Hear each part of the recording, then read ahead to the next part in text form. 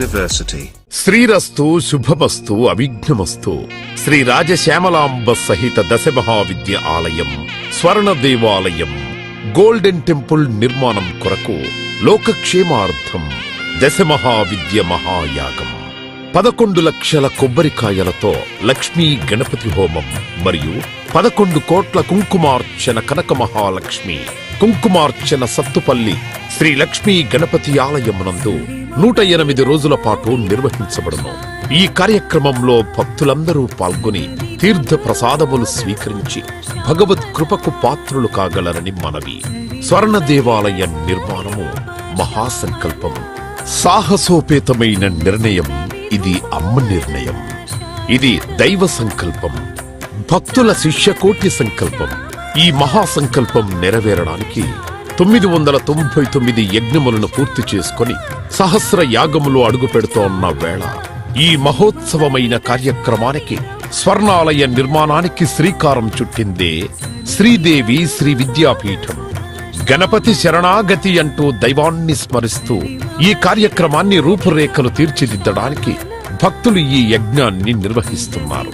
ఈ స్వర్ణాలయ నిర్మాణానికి స్థలదాతలు, విగ్రహదాతలు, నిర్మాణదాతలు, పోషకులు, రాజపోషకులు, మహారాజ పోషకులు, భక్తులు సహాయ సహకారములు అందించి తెలంగాణ ప్రాంతంలో ప్రతిష్టాత్మకంగా ఈ దేవాలయ నిర్మాణాన్ని చేయడానికి ఇంటికొక పువ్వు ఈశ్వరుడికొక మాల అన్నట్లుగా అందరూ సహాయ సహకారాలు అందించవలసిందిగా కోరుతున్నాం. ఈ ఆలయ నిర్మాణం వల్ల దశమహావిద్య ఆలయములు స్వర్ణాలయము మన తెలుగు ప్రాంతంలో యావత్ ప్రపంచంలో మొట్టమొదటి ఆలయముగా చరిత్రలో సువర్ణాక్షరాలతో లిఖించబడే సువర్ణ అవకాశమిది. అంతేకాకుండా దశమహావిద్య ఆలయ నిర్మాణం ద్వారా ఎవరెవరికి ఎలాంటి విద్యతో ఏ అవసరం వచ్చినా ఆ విద్యా సంబంధమైన దేవతలను ఏకకాలంలో అర్చించి సేవించి దర్శించి అమ్మ కృపకు పాత్రులవ్వడానికి ఈ ఆలయం ఎంతో మార్గదర్శకంగా ఉంటుంది అనడంలో ఎటువంటి అతిశయోక్తి లేదు. అలాగే ఎలాంటి ఆర్థిక సమస్యలైనా ఎటువంటి సమస్యలైనా పరిష్కారమవుతాయి అమ్మ కృప వల్ల.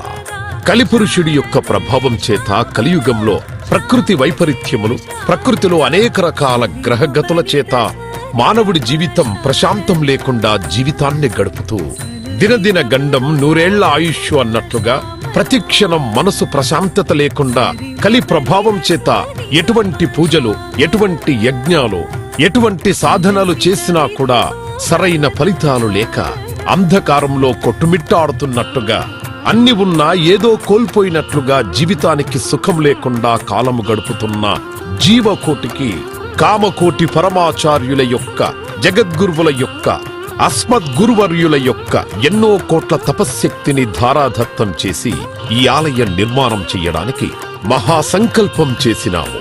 పూర్వజన్మలో దాన ధర్మాలు చేయడం వల్ల ఈ జన్మలో దాన ధర్మాలు చేసే శక్తి మనకు లభించింది. అటువంటి శక్తి కలిగి ఉండి కూడా దాన ధర్మములు చేయకపోతే ఈ జన్మకు చరితార్థం లేదు.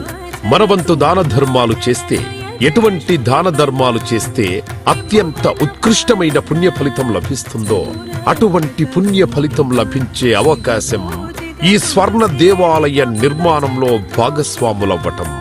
పూర్వజన్మ సుకృత ఫలితం ఉంటే గాని ఈ ఆలయ నిర్మాణంలో భాగస్వాములు కాలేరు. అమ్మ సేవలో పాల్గొనలేరు, అమ్మ సేవలో తరించలేరు.